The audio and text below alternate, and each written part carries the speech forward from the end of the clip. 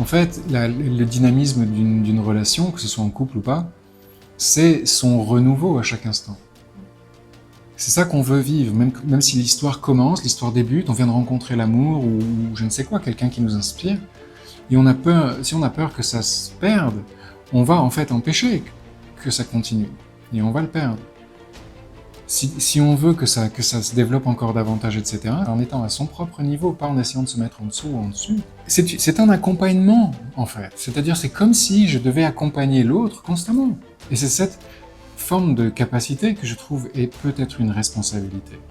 De reconnaître qu'on a cette capacité, en fait, d'accompagner l'autre, de faciliter la situation. À chaque instant, je dois redécouvrir la personne en face de moi. Cette capacité à être présent dans l'instant, selon ce qui se présente à soi. Ah, c'est rouge, je pensais que ça serait jaune. Eh ben, je vais jouer avec le rouge. Avoir cette curiosité-là, ça, c'est du lead, c'est de la transformation, c'est de la facilitation, c'est de l'accompagnement. Avec l'autre, que ce soit professionnellement ou intimement ou familialement, si je veux que la relation évolue de mieux en mieux, qu'elle devienne de plus en plus joyeuse, de plus en plus agréable, de plus en plus facile, de plus en plus créative.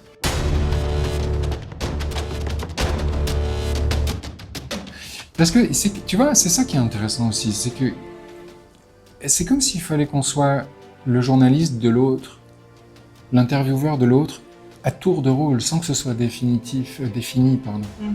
Quand tu crées l'espace pour t'exprimer, je deviens curieux de ce que tu dis et j'ai plus rien à dire à ce moment-là. Donc c'est comme un terrain de jeu, si tu veux, où on sait quand l'un a la balle et quand l'autre a la balle. Sauf qu'on n'est pas l'un contre l'autre, on joue ensemble. On n'a pas appris ça. On n'a pas appris à être avec l'autre.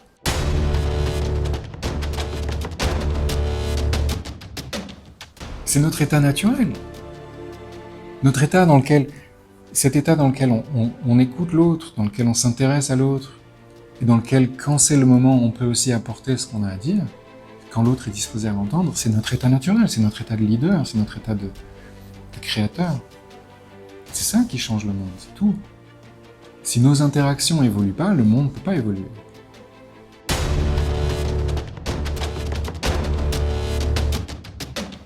Et souvent, ça peut venir de l'expérience sexuelle. Si je suis avec quelqu'un qui sexuellement est violent ou dans la force, homme ou femme, pour ne pas la gêner, pour ne pas l'empêcher, lui ou elle, pour qu'il ou elle prenne son plaisir de prendre et non pas de recevoir ce que je suis, ben j'accepte, je fais un pacte avec moi-même en fait, de dire ok, je me soumets à ça. Et du coup, je commence à mettre en place une relation où je suis en dessous de l'autre, pas seulement dans le sexe, mais aussi dans toutes les autres interactions dans la journée. Pas forcément évident non plus que tu aies remarqué que tu es au-dessus, parce que tu as pris l'habitude que l'autre s'adapte à tes besoins, à tes désirs, et c'est des choix qu'on fait, et puis qu'on oublie qu'on fait, et qu'on refait par habitude. Si tu veux que ça change, si tu te dis merde, en fait, j'ai été victime d'abus, t'attends en fait que l'autre à qui t'as laissé l'autorité, finalement, t'attends que ce soit il ou elle qui te sauve de cet abus.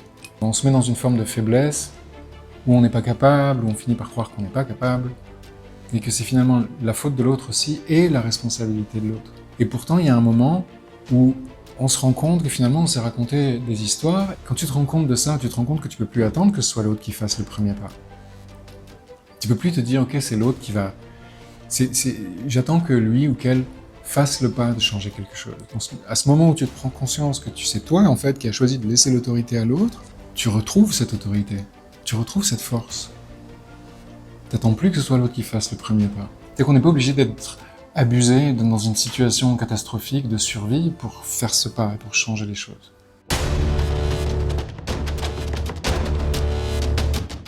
Il faut de toute façon une putain de force pour renverser ces genres de relations. Où est-ce qu'on la trouve, cette force? Comme un soutien, comme quelqu'un ou quelque chose qui renforce notre confiance, qui fait qu'on peut voir que oui, en effet, on a à la fois la liberté et la capacité de le choisir. On sait que ça pourrait être autrement, mais on est comme dans la croyance qu'en fait, non, ça n'est pas possible, que ce ne sera possible que si l'autre change. Qu'est-ce qui fait que je trouve l'autonomie et la confiance de faire ce premier pas, de m'engager d'abord envers ma propre vie, C'est-à-dire de dire, ok, je vais changer ça parce que c'est ça qui va changer mon expérience, non pas le fait d'attendre et d'espérer que l'autre change quoi que ce soit. C'est comme s'il y avait d'un seul coup une ressource infinie qui arrive là que je n'avais pas jusqu'ici parce que j'étais centré sur moi. Et je vais le choisir avec donc cette envie de le faire pour moi, et en plus l'énergie de désirer que ce soit aussi bénéfique à l'autre. C'est-à-dire que je ne vais pas seulement m'en tirer, je vais transformer ma relation totalement avec l'autre. C'est-à-dire que l'autre va en profiter aussi.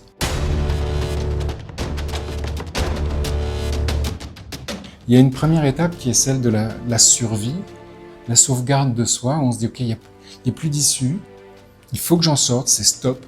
Et donc là, il y a des ressources, là, il y a des outils qui fonctionnent si tu as le courage de les utiliser, de te mettre en question et non pas de douter de toi. Ça marche très bien. Et c'est ce qu'on va voir.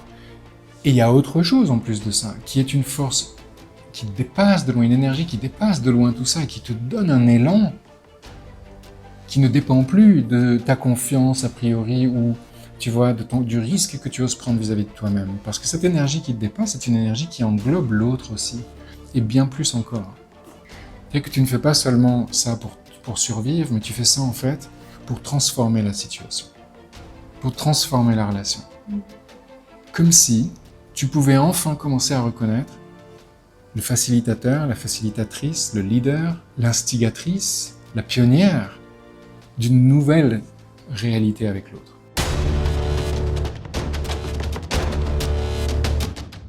Ce que je crois, sincèrement au fond de moi, ce que j'ai pu aussi expérimenter, c'est que la plupart d'entre nous ont cette capacité du lead, de l'ouverture, du premier pas, de l'exemple à donner.